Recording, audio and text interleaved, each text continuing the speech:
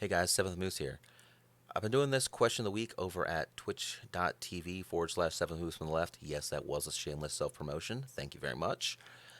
So every week I have this question that I ask the audience, encouraging you guys to kind of get involved, kind of give your opinions on the matter, and you guys get an idea of maybe what I'll be doing a video of this week. So check that out. Tuesday, Thursday, starting about 7 a.m. to, well, around 10 o'clock. We'll see. The question that the week was, are you guys excited about getting back to work? What spurred me on to think about that was a meme I saw up on Facebook. The meme was comparing the Chicago Spanish flu pandemic response versus Philadelphia. Now, pretending that is a one-to-one comparison, and I'm saying pretending because I'm not a statistician. I don't know if it really is, but for the sake of this argument, we will say it is. I think there's a lot of problems with framing it even in that exact way, comparing it to people who want to get back to work. So let's talk about that.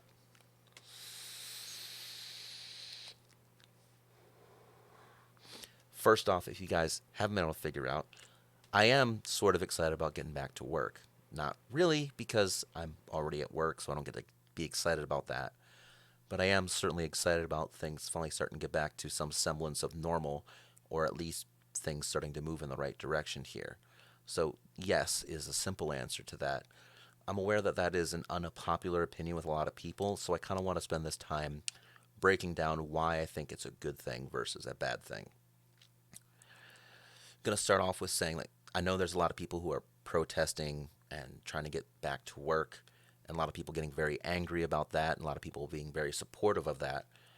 What I think a lot of people are getting angry about, people wanting to get back to work, are failing to realize is even though we have this stimulus check coming in and we have unemployment and these things are going on, nobody has that money, or at least almost nobody has that money right now.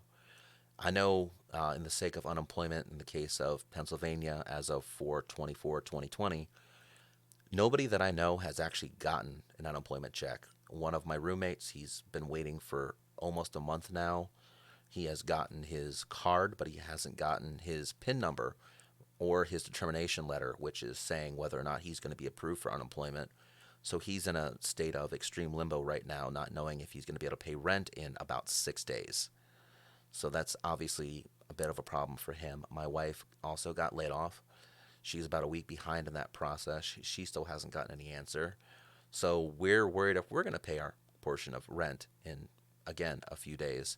So a lot of people are really stressing out. Nobody in my household yet has received their stimulus check, so that can't go towards it. So when you're looking at these problems with people protesting and things, you got to realize that they're in this position of potentially no money. Picture what happens to you when you spend a month, not just a week, let alone a week, of not working. Things start drying up really, really quick.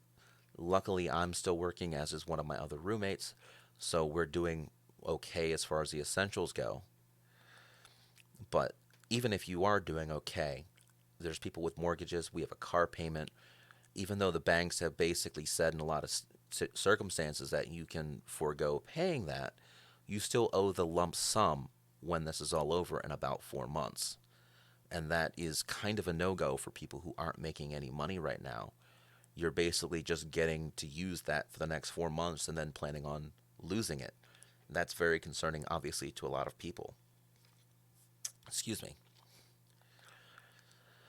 So, with all this going on, the real problem with this parade meme isn't so much that it's comparing one thing to another. That's not necessarily. It's that the people who are protesting and trying to get back to work aren't talking about throwing a fucking parade. We're not talking about giving kisses to each other and hugging each other in the street and crowding in on the street and celebrating something. No, we're talking about just getting money so we can go back to work. We don't necessarily want a handout, or they don't, I guess. Even though I'm sharing their opinion, I don't want a handout. I am working. But they don't want a handout. They want to work. They want to ensure that their family has the things that they need, that they can continue on living their life. This isn't just about, what happens tomorrow, even though that is definitely a concern. It's about what happens next month, next year. And for people around my age, saving for retirement. We're worried about what's going to happen to the stock market and how long of an impact this will have. Are we going to be able to retire at 65, 70, 80, 90, 100? When are we going to retire? We don't want to work forever. These are all the things that we're worried about. And while we're not unsympathetical towards those who may die from this, you got to remember that this whole flattening of the curve thing wasn't necessarily about preventing people from getting the virus. By most statistics that I've seen, and I do have some confirmation bias, so do your own research, obviously, this wasn't about preventing people from getting sick. It was about you're going to have the same level of people getting sick, it's just going to be spread over a longer time. And by definition, flattening the curve will extend how long this virus exists, but in theory, saving lives by one primary measure. The medical system would not get overwhelmed. So that means that, unlike in Italy, the doctors don't have to choose who lives and who dies based on age and illness factor. They can just treat the people who are sick.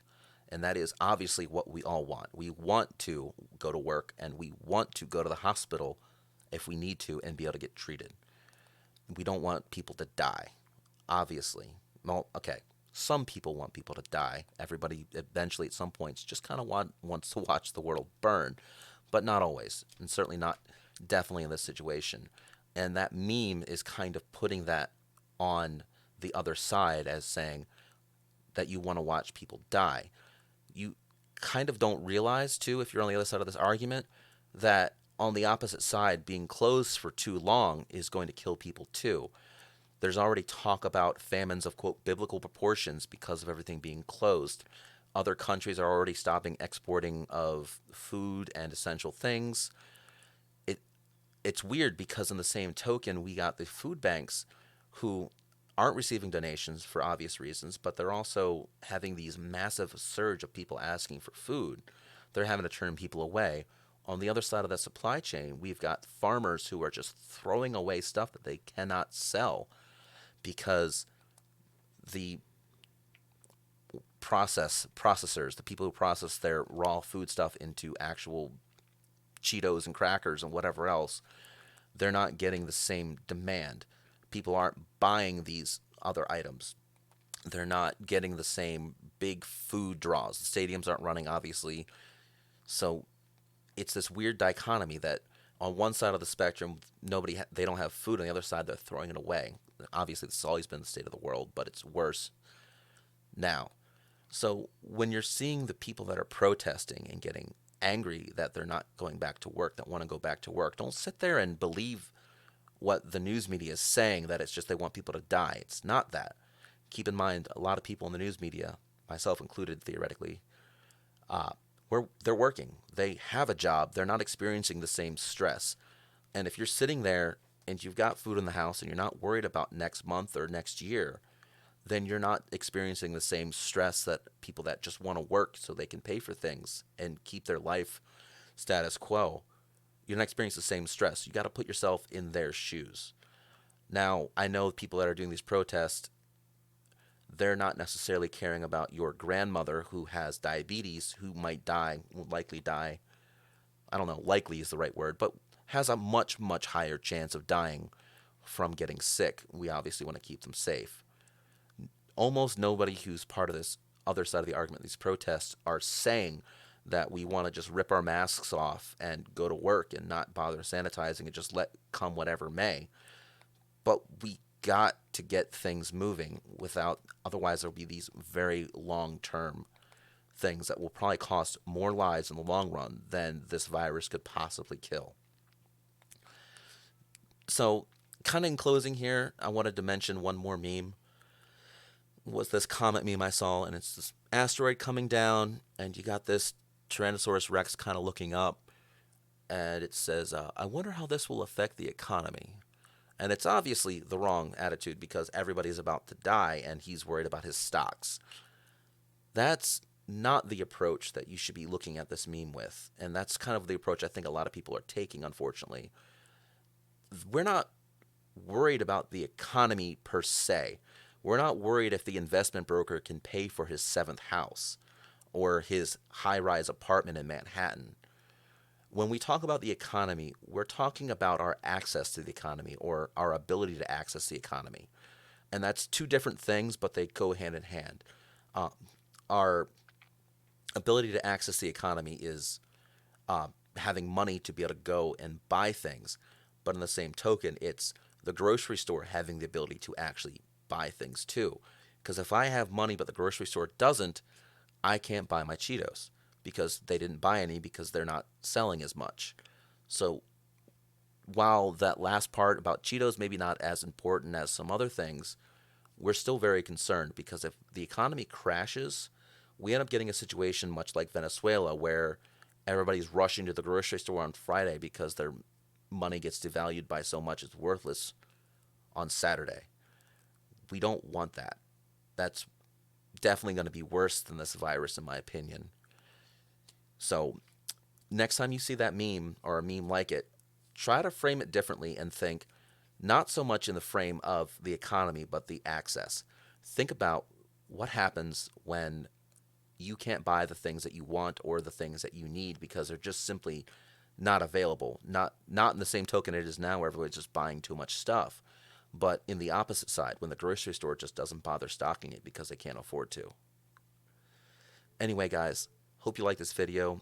Hope it kind of gave you a different perspective. If it did, leave a comment down below. If it didn't, leave a comment down below. Let me know what you think. Thank you guys very, very much for staying through this whole video. Moose out. End of video.